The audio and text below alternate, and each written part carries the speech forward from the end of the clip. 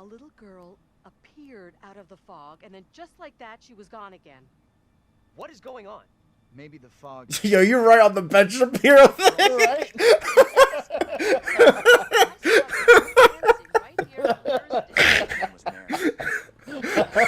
Oh man.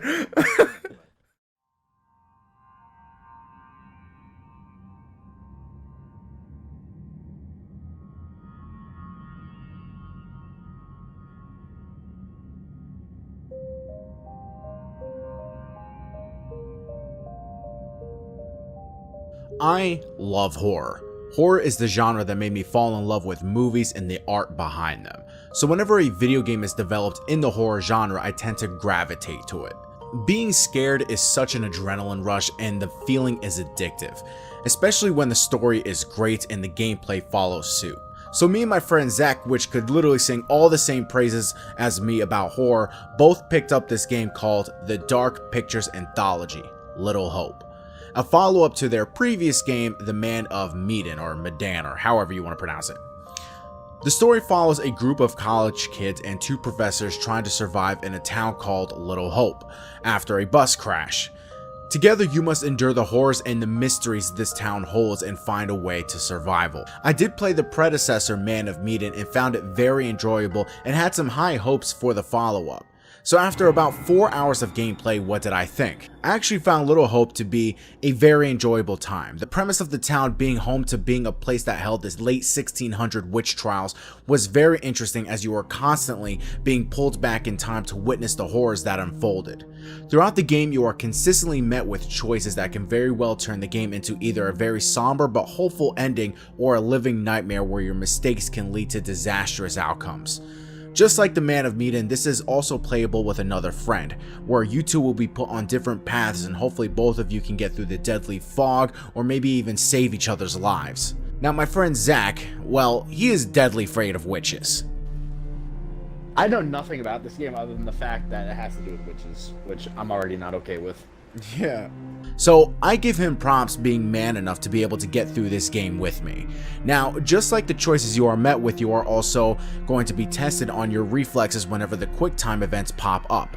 Now, if you play with a friend, just make sure that both of you have a stable internet connection, or else it can make the quick time events lag and lead to an eventual death, or one of you will just be ahead by a couple seconds in a cutscene from the other.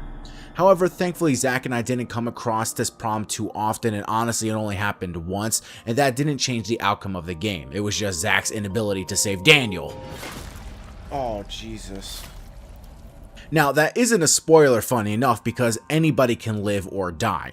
Either that by some of the choices that you make throughout the game, or by simply missing some of the quick time events. Now, thankfully the game puts you through a faux tutorial at the beginning by making you do certain things to get you ready for what will be occurring later on. This was a great way to do that, and I didn't even realize that that was the game's intention. A tutorial without being a tutorial. The graphics are also top notch. The expressions and horror you see on the characters' faces are great, and the cinematic feel this game gives off is just like watching a movie. This game just honestly puts my three loves together and combines them: film, video games, and horror. The voice cast for the game is great, and especially with Will Poulter being added to it, made the experience very immersive with his delivery. The fact that anybody could die at any moment because of your actions is very tense and stressful. But by the end, if you manage to just keep just a few or maybe even everybody alive, it's so worth it. The only real big thing I could complain about this game is that only at a few moments can the controls feel a tad bit unresponsive.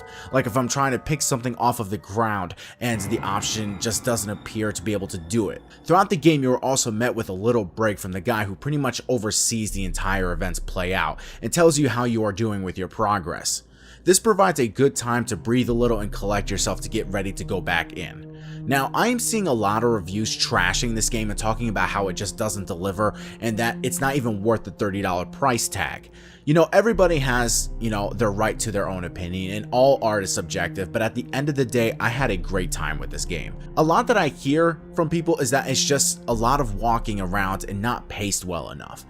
These things really didn't bother me that much, to be honest, because I thought the pacing wasn't that bad, and the whole walking around thing didn't get to me as most people, because while you are walking around, you are constantly finding and looking for clues that explain more about the story of the game. Even pictures that once found give you a quick premonition about a possible future for one of the characters. So while I respect the other people's reviews for this game and the consensus that it just doesn't hold up to being a good game, I respectfully disagree.